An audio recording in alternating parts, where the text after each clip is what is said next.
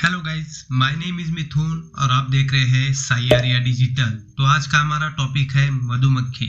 सबसे पहले हमने ये टॉपिक क्यों चुना, क्योंकि प्राणी जगत में मधुमक्खी एकमात्र ऐसा जीव है जिसके द्वारा बनाया गया भोजन इंसान खा सकता है और यह संपूर्ण पोषक भी है। मतलब इंसान को जीने के लिए जो भी पोषक तत्व चाहिए वह सब इसमें मौजूद है। तो आज हम बात करेंगे मधुमक्खी सेहत कैसे बनाती है, मधुमक्खी की कितनी प्रजातियां होती है, मधुमक्खी कितने प्रकार की होती है और मधुमक्खियों का जीवन चक्र कैसे होता है।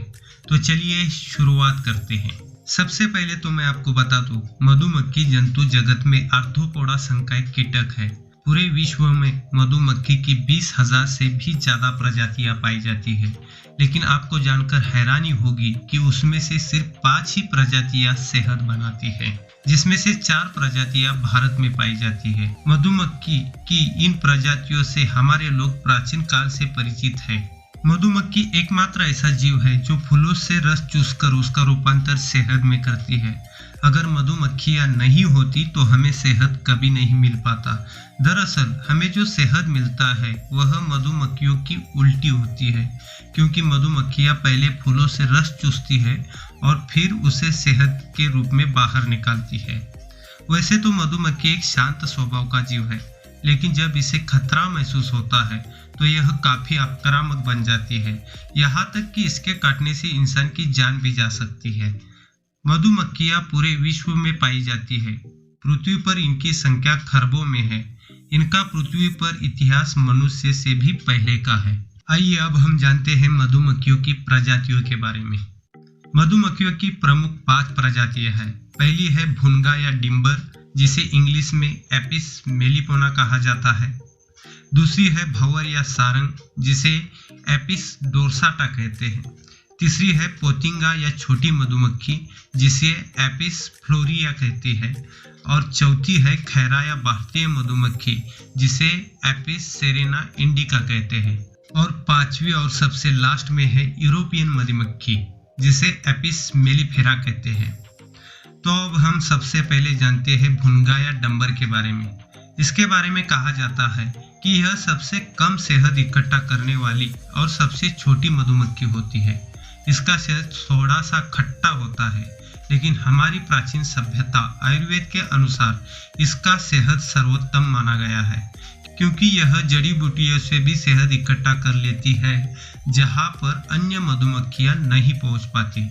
परागकण के मामलों में इनका योगदान अन्य मधुमक्खियों के बराबर है। दूसरी है भंवर या सारंग। जंगल से प्राप्त शहद इसी मधुमक्खी का होता है। अत्यंत आक्रामक होने के कारण इसे पाला नहीं जा सकता।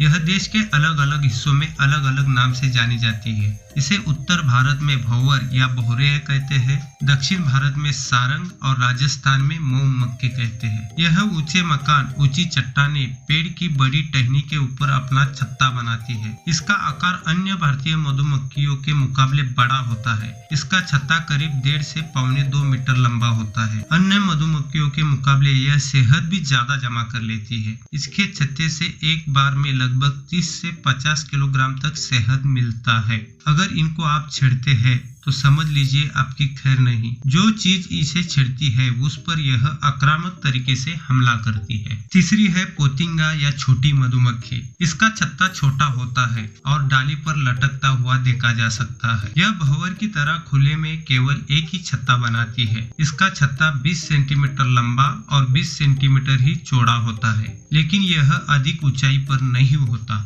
इससे एक बार में 250 ग्राम से लेकर 500 ग्राम तक शहद प्राप्त होता है। इसे पेड़ की डाली पर लटका हुआ देखा जा सकता है। चौथी है खैरा या भारतीय मौन। यह मधुमक्खी दीवार या पेड़ों के खोखलों में एक के बाद एक लगभग 7 समांतर छत्ते बनाती है। इससे एक बार में 1 या 2 किलो शहद निकल सकता है। साल भर में इससे 10 से 15 किलोग्राम तक शहद की प्राप्ति हो सकती है और इसे पेटियों में भी पाला जा सकता है। 5वीं है यूरोपियन मधुमक्खी। इसकी अनेक प्रजातियां हैं, जिसमें से एक है इटालियन मधुमक्खी। इसका विस्तार अमेरिका, ऑस्ट्रेलिया, अफ्रीका और संपूर्ण यूरोप तक हुआ।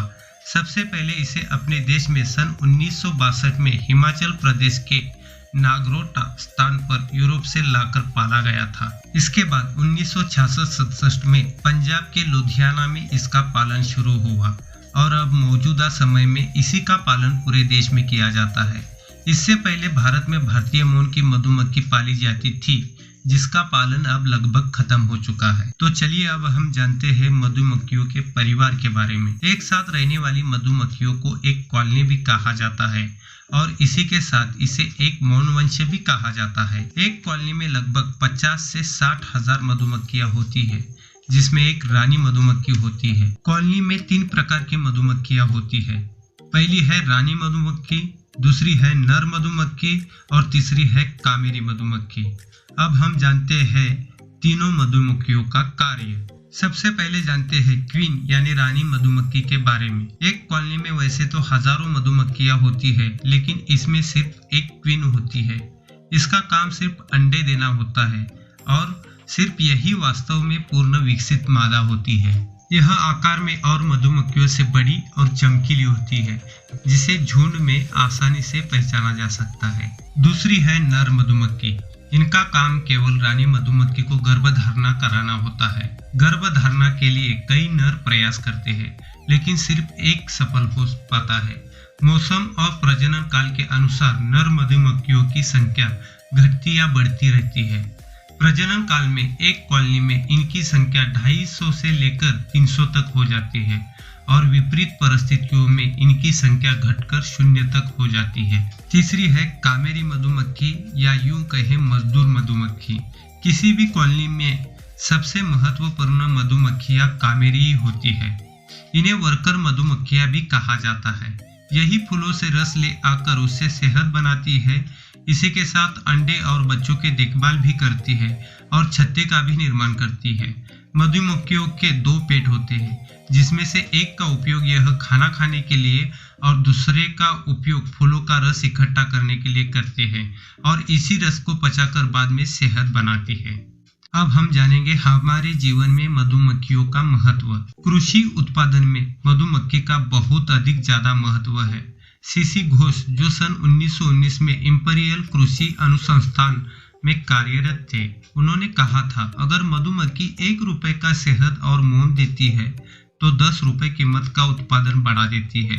इसको ऐसे समझा जा सकता है, हमारी बहुत सारी फसलों की उत्पादकता परागीभवन पर ही निर्भर है, जो काम सिर्फ मधुमक्खियां ही करती है और यह काम हमारे लिए मुफ्त में करती है। तो चलिए दोस्तों, अब हम जानते हैं मधुमक्खियों के बारे में 21 रोचक तथ्य। पहला है, लगभग 500 ग्राम शहद बनाने के लिए मधुमक्खी को 90,000 मील उड़ना पड़ता है। यह अंतर देखा जाए तो पृथ्वी के 3 चक्कर लगाने के बराबर है। नंबर 2, शहद निकालने के लिए मधुमक्खी को एक बार में 50 से 100 फूलों पर मंडराना होता है। नंबर 3, आपको जानकर आश्चर्य होगा कि मधुमक्खियां नृत्य के जरिए आपस में बात करती है। नंबर 4, रानी मधुमक्खी की उम्र 5 साल होती है और यह एकमात्र मधुमक्खी है जो अंडे देती है। रानी मधुमक्खी गर्मियों के दिनों में एक दिन में 2500 तक अंडे देती है। नंबर 5, नर मधुमक्खी का काम केवल रानी मधुमक्खी को गर्भधारणा कराना होता है और जब गर्भधारणा होती है तो इन्हें काम करने वाली मधुमक्खियां मार डालती है।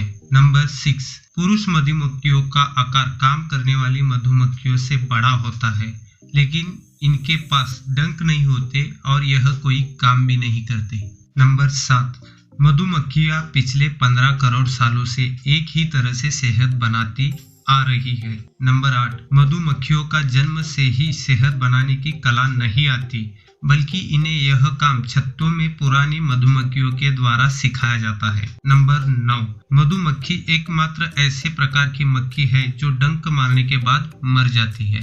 नंबर 10, हम तो शहद मजे से खा लेते हैं, लेकिन एक मधुमक्खी अपने पूरे जीवन में चम्मच का 12वां हिस्सा ही शहद का उत्पादन करती है। नंबर 11, एक मधुमक्खी औसतन 1 मिनट में 183 बार पंख फड़फड़ाती है और मधुमक्खियां 25 से 30 किलोमीटर प्रति घंटे की रफ्तार से दौड़ सकती है। नंबर 12, धरती पर मौजूद सभी जीव जंतुओं में से मधुमक्खियों की भाषा सबसे कठिन है। कार्ल वोन फ्रिश को 1973 में इनकी भाषा को समझने के लिए नोबेल पुरस्कार मिला था। नंबर 13, मधुमक्खियों में भी कुत्ते की तरह बम ढूंढने की शक्ति होती है। इनमें 170 तरह के सूंघने वाले रिसेप्टर्स होते हैं, जो हैरान कर देने वाली बात है। नंबर 14, मधुमक्खियों का छत्ता हेक्सागोनल आकार का होता है, यानी कि मधुमक्खियां 6 कोनों के आकार वाला घर बनाती है। नंबर 15, मधुमक्खियों द्वारा बनाया गया शहद हजारों सालों तक खराब नहीं होता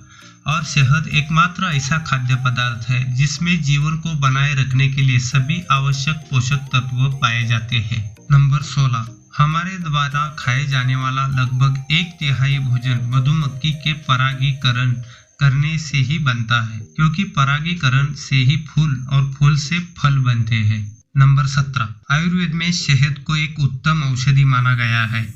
यह गले की खराश, पाचन संबंधी समस्याएं और त्वचा रोगों में अत्यधिक लाभकारी होता है। नंबर 18, मधुमक्खियों के डंक के जहर का उपयोग कई तरह की बीमारियों के उपचार के रूप में किया जाता है, जिसमें गठिया और उच्च रक्तचाप शामिल है। नंबर 19, शहद का रंग जितना गहरा होगा उसको उतना ही अधिक अच्छा माना गया है, क्योंकि उसमें एंटीऑक्सीडेंट गुणों की मात्रा उतनी ही अधिक होती है। नंबर 20, इंसानों द्वारा मधुमक्खी पालन का काम पिछले 4500 सालों से किया जा रहा है। नंबर 21, मधुमक्खियां अपनी पेट पर एक विशेष ग्रंथि में मोम का निर्माण करती है और फिर उसे मधु रखने के लिए मधुकोश बनाने के लिए चबाती है। तो दोस्तों, कैसे लगी आपको इस अनोखी जीव की दास्तां? हमें कमेंट करके जरूर बताएं। वैसे ऐसे इंटरेस्टिंग फैक्ट जानने के लिए आप हमारे साइट saiaryadigital.online, जिसकी लिंक डिस्क्रिप्शन में दी है, उसे चेकआउट कर सकते हैं।